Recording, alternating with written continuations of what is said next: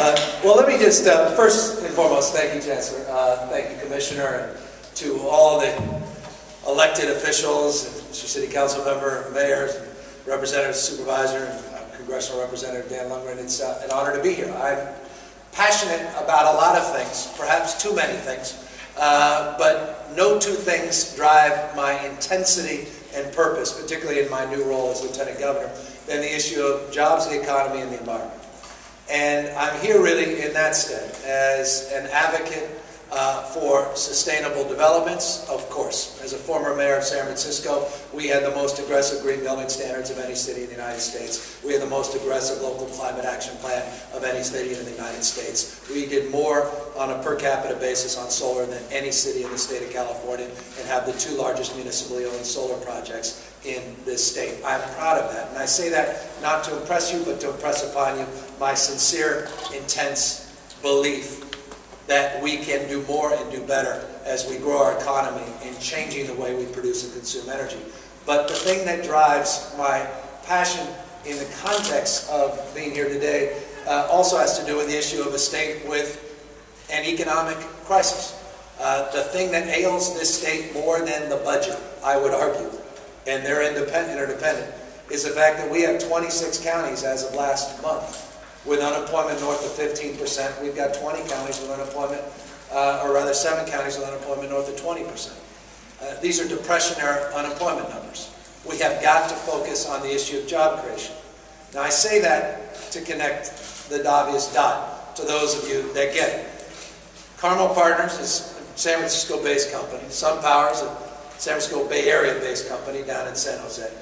We've got Urban Village, which does extraordinary work out there in Denver, Colorado area, all coming together with our own UC Davis, creating jobs, which we are celebrating today, and creating a framework to dispel those that still maintain that we can't grow our economy and reduce our greenhouse gas emissions by giving them the one thing we need to convince people that are not yet convinced, and that is evidence.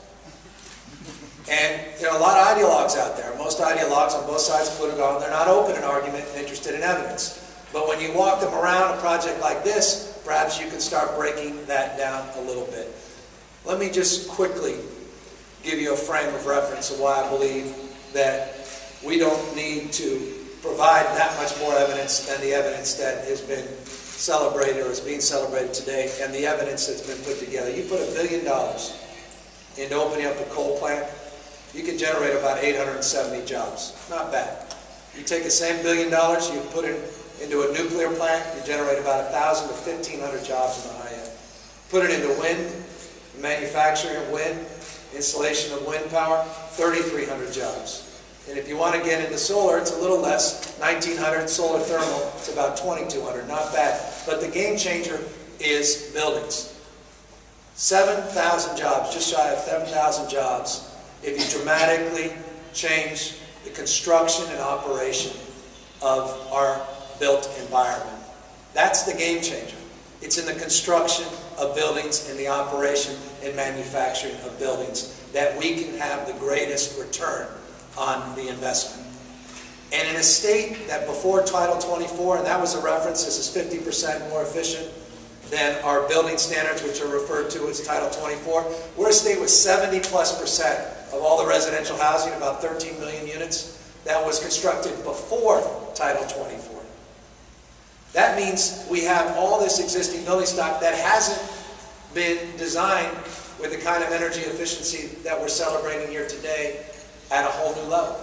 The opportunity then is self-evident to get into that existing building stock and start addressing these unemployment numbers by creating jobs in a way that few investments can create those jobs. So I'm here sort of to celebrate not the future, but the present, that this can be done in a sustainable way and a thoughtful way. We can build partnerships, we can get the state of California to become investors, public-public, not just public-private. And we can start turning our economy around if we have the courage to recognize the fact that the greatest gift that we have been given is the gift the voters have given us. Fran Pavley and the leadership in Sacramento, and finally the concurrence of our former governor, and that's the opportunity to implement AB 32 in a thoughtful and judicious way, which now requires us to dramatically change the way we produce and consume energy, and to think about projects, new construction projects like this, in a completely different manner. This is an extraordinarily exciting time. And this project represents the most significant project of its type anywhere else in the United States of America. I don't know that all of us appreciate the history that this project will represent as people look back at this moment. We are not talking about LEED certification anymore. With all due respect, that's like talking about hybrid cars. That's yesterday.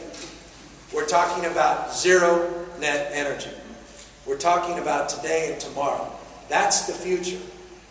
And that future is taking place in a state that's always been in the future business, California. On a 130-acre portion of a campus that's always been in the future business. But we're not just in the future business, we're in the how business. We're talking about how to actually make this work, make it economically responsible as well as environmentally sustainable. So as a former mayor of San Francisco, as your current lieutenant governor, I'm proud to be here. I'm proud of your work and your wisdom and your stewardship of our economy and our environment.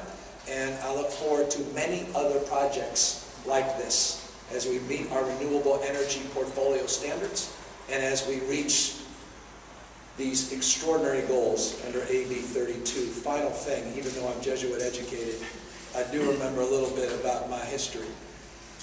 Michelangelo said it best. The biggest risk is not that we aim too high and miss it, it's that we aim too low and reach it.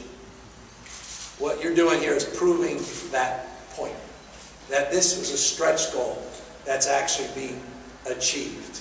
This was not folks dumbing down our expectations about what we're capable of. And that's why this is an enlivening time as well. Thank you very much.